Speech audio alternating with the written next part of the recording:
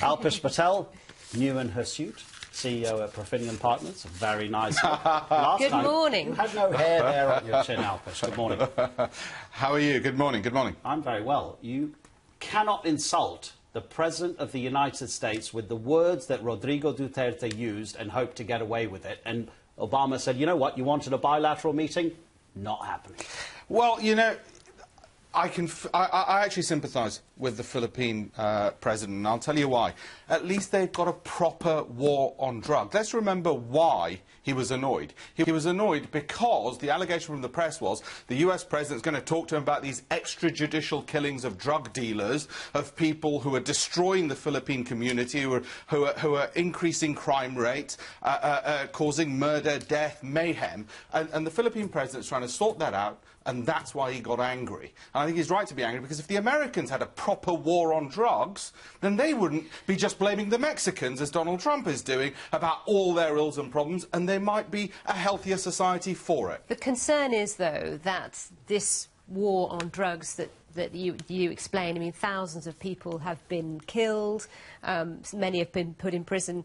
It's not being done in a transparent way, and therefore nobody actually knows how this is being outworked, this war on drugs, as it were. Can That's I back the concern. that up with figures? Yeah, because the national head of the police in the Philippines told a Senate inquiry, out of, it was 1,800 deaths at the time, since the 30th of June that Mr. Duterte came to power, out of those 1,800 deaths, he could account for 750 of them. So that's, however many it is, almost 1,100 that he could not account for. You're absolutely right. We should have a proper legal press. Everybody should be like, you know, Britain when it comes to the judicial system, the best in the world. You're absolutely right. But actually, in a country which is in as much a mess as this, there is, I'm sure, a pendulum and a balance, and I suspect it needs to swing a bit more in the direction of the president of the Philippines is taking it, and probably a little bit less in terms of the direction of the human rights of drug dealers, is all I'm saying. But no matter what your policy may be and what criticism you may face from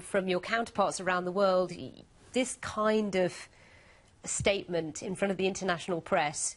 The Americans are going to take it for a very simple reason. First of all, yes, like President Obama said, it's colourful language. More importantly, they've got 5 naval bases in the Philippines, which are just as important to the United States as they are to the Philippines itself, which is probably why the Philippine president apologised. But make no mistake, they're equally important to the Americans when it comes to the balance of power in the South China Seas and balancing against the Chinese. So the Americans will suck it up. But actually, it's a good lesson on how to run a proper war on drugs and against these evil people. Did you hear the quote from the UN Human Rights Commissioner?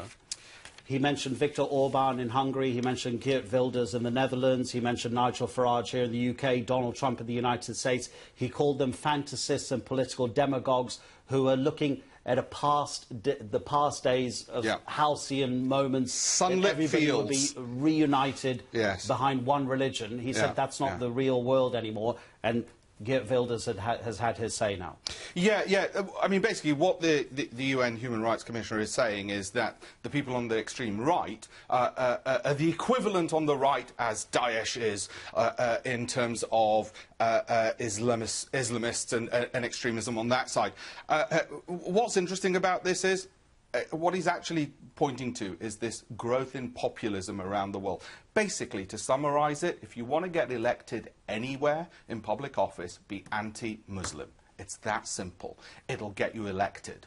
And that's what he's saying is the problem. Depends where you are in the world. Pretty much. Well, obviously, you're not going to do it in a Muslim country, Sally. I absolutely agree. But Western Europe, North America, it's going to work. Unfortunately, sadly, and it's working, and that's what he's trying to highlight. Because, of course, it then spills over into emboldening members of the public, as we've seen after Brexit, where they feel they can be abusive towards ethnic minorities, let alone Muslims. But basically, if you look like even me, that's it. You must be a terrorist undercover and all the rest of it. And we've seen crime reporting has increased after Brexit as a result. And his point is this populism leads to making a worse country, or these nations a worse continent for all of us as a result. And he's likening one side to the other, which may or may not be right, but the point is this rise of populism is something which is something we should be concerned about, because it's probably not the kind of continent we all want to live in, except the 10% who believe in some kind of Aryan past. But, you know, the front page of the Daily Telegraph, this kind of story doesn't help at all, does it? Yeah, if you want to sell newspapers, if you want to get elected or sell newspapers, just be anti-Muslim. It's really straightforward and it works every time. The Telegraph story you're mentioning about Anjem Choudhury, who's been sentenced, I think, to 5 years in prison for inciting support for I'm going to call him Daesh, because apparently they get really annoyed if you call them Daesh. Well, you know what the bigger problem here is? I was looking at some of the statistics. What happens when they're in prison?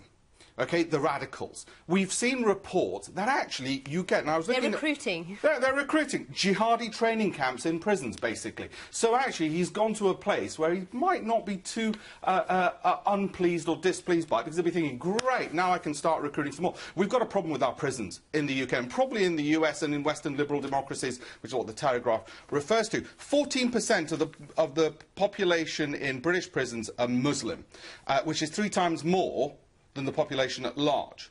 So there's a bigger issue about how they're being treated in any event, let alone the fact that it's not that Western liberal democracy is necessarily light-handed, which is what the Telegraph's saying.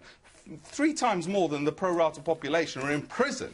So they are suffering disproportionately, you could argue. We've only got a minute to go, you know. OK, let's go over the feature, as it is, of the International New York Times about women in politics in Brazil, and go to this story about, what is it, negative yield interest rates? What's going on there? I'll let Alpesh explain that. He's much better than I am. Basically, what the central banks do, because they're so worried about low growth, is what they're saying is we're going to lend money to companies and we're going to pay them. So they don't have to give us, basically, they don't have to pay us interest, we'll give them interest. Obviously, they've got to pay the capital back. And this is actually great news for companies, because they're getting dirt cheap money. Hopefully, it should mean greater employment, more job security for all of us throughout Europe, because it's also happening in the UK as well as mainland Europe. That's the economic theory, though, but we're not seeing companies expanding and employ more people, and... We're not getting massive growth. We're not seeing that, are we? But the idea is that's why we're having to do it, because it could have been worse if we didn't.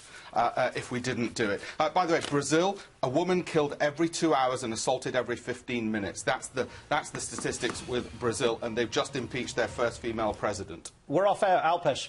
Thank you. Bye-bye. See you soon.